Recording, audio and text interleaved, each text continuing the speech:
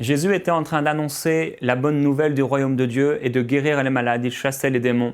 Et il est écrit dans Matthieu 9 au verset 36, « Jésus, voyant la foule, fut ému de compassion, car ils étaient comme des brebis fatiguées et lassées, sans berger. » Jésus a été ému de compassion. Et quand je médite sur la vie de Jésus, quand je vois ses œuvres, quand je le vois regarder Jérusalem et pleurer sur cette ville, je me dis « Oh Seigneur, donne-moi ton cœur. » J'ai tellement besoin d'avoir le cœur de Dieu qui se manifeste à l'intérieur de moi. Et je sais, et je l'ai prêché, nous avons le cœur de Dieu, nous avons été remplis du Saint-Esprit, notre cœur est né de nouveau, rien de mauvais ne peut venir dans notre esprit recréé qui a été scellé par le Saint-Esprit. Mais j'ai besoin du cœur de Dieu. Jésus était ému de compassion, et c'est parce qu'il était ému de compassion qu'il a pu vivre toutes ses souffrances, qu'il a pu prier toute une nuit pour choisir des disciples à qui il allait changer leur vie. Il a pu prier nuit et nuit après pour voir la gloire de Dieu, pour voir ce que le Seigneur Dieu voulait faire à travers lui.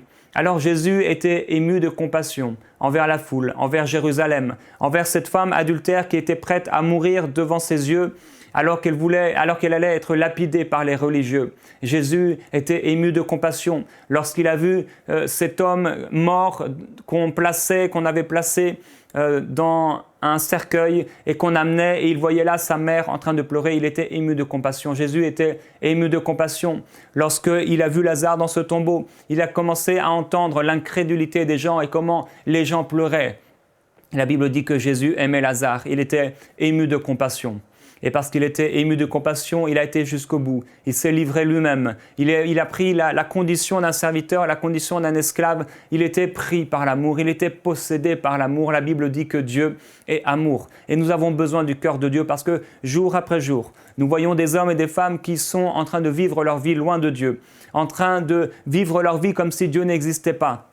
Des gens qui méprisent le Seigneur, qui méprisent les bontés de Dieu, qui méprisent les grâces et les richesses de Dieu et tous les cadeaux que Dieu nous donne, qui méprisent même simplement le fait de respirer, le fait de pouvoir se réjouir, le fait de pouvoir manger. Alors nous avons besoin du cœur de Dieu.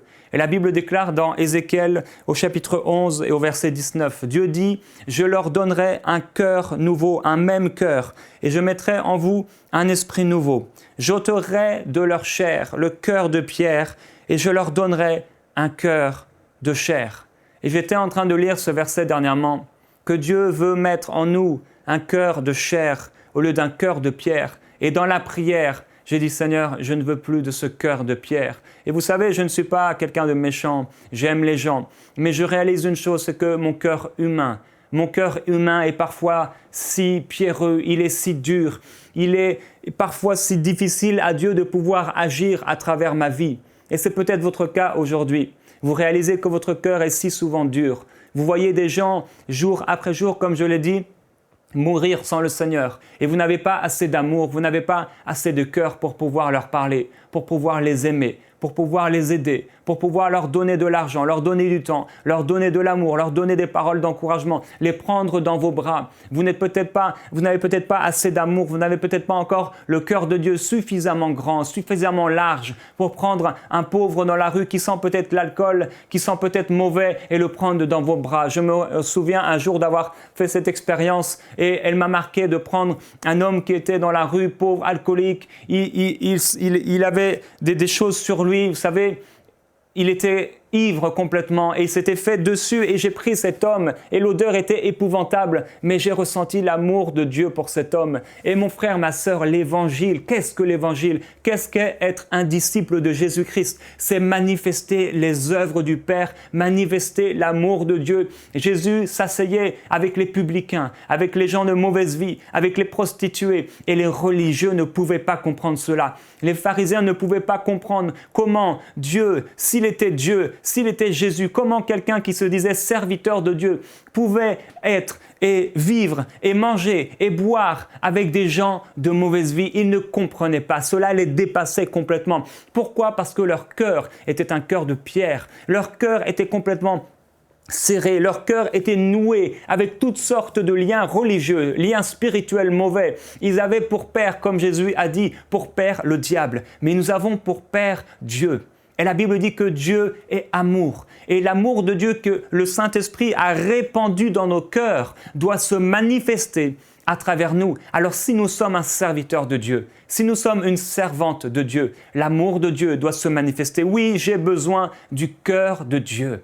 Nous avons besoin du cœur de Dieu. Nous avons besoin de devenir comme Jésus, qui voyait la foule, qui voyait les gens et qui était ému de compassion et les larmes coulaient. On raconte d'un homme qu'il était tellement saisi parfois par la compassion qu'il regardait une personne qui était là malade, qui était là paralysée et les larmes commençaient à couler et il commençait à simplement dire une parole, à prendre cette personne dans ses bras et cette personne était guérie par l'amour. Je veux que cela se passe dans ma vie. Je veux le cœur de Dieu. Je réalise que oui, mon esprit a été recréé. Oui, Dieu m'a donné un cœur nouveau. Mais je veux que ce cœur se manifeste. Je prie que s'il y a encore en moi de la pierre, s'il y a encore en moi de la dureté, s'il y a encore en moi, et il y en a certainement, une difficulté pour aimer les gens comme Dieu les aime, alors je prie, Seigneur, s'il te plaît, donne-moi ce cœur nouveau. Oui, je sais qu'il m'appartient, je sais qu'il est en moi, mais je veux qu'il se manifeste. Seigneur, je veux ton cœur. Je veux ton cœur et je t'encourage, mon frère, ma sœur, à prendre un temps avec Dieu, à régulièrement prier pour que le cœur de Dieu se manifeste à travers ta vie. Prends du temps à prier pour les choses qui sont dans le cœur de Dieu,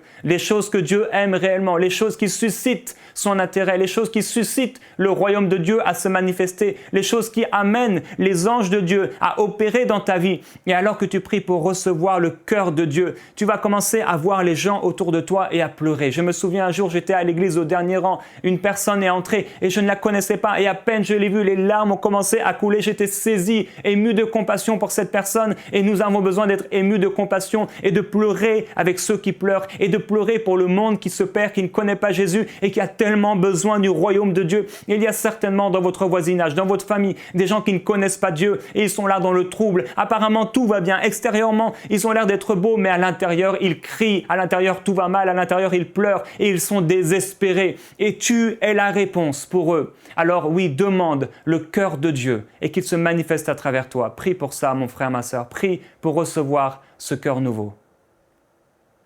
Pour aller plus en profondeur, vous pouvez lire et télécharger la version complète de cette pensée du jour sur le site enseigne-moi.com.